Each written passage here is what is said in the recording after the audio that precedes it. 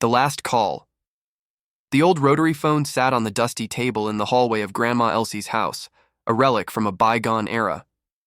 It hadn't rung in years, not since Elsie passed away 5 summers ago. Liam, home for the holidays, always felt a pang of nostalgia whenever he saw it. The house was empty now, waiting to be sold, and Liam was there to clear out the last of her belongings. It was a stormy Tuesday evening.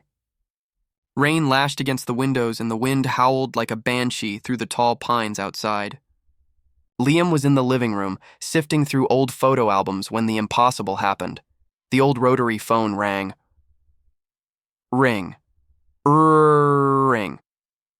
Liam froze. His heart hammered against his ribs. It couldn't be. The line had been disconnected for years. He walked slowly to the hallway, his footsteps echoing in the silence between rings. The phone sat there, vibrating slightly, its old bakelite receiver seeming to glow faintly in the dim light. Ring. Ring. He hesitantly picked it up. The plastic felt cold against his ear. "Hello?" he whispered, his voice barely audible above the storm.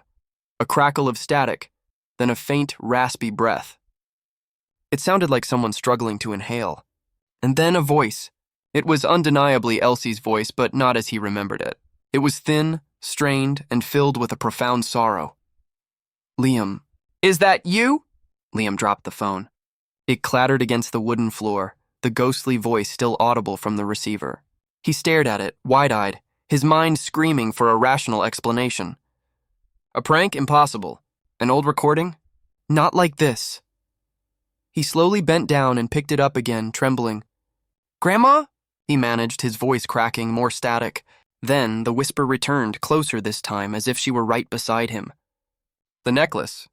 The one I wore every day," Liam remembered. A delicate silver locket, always around her neck. It wasn't among the jewelry he'd packed. "It's with me," she rasped. "Down! Here!" A cold dread seeped into Liam's bones. "Down where, Grandma?"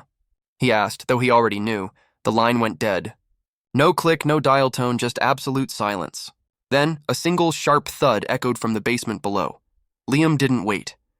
He threw the phone back onto its cradle, grabbed his coat, and bolted out the door into the pouring rain. He drove away, leaving the old house and its silent, ringing phone behind. He never went back. Months later, the new owners called him, curious.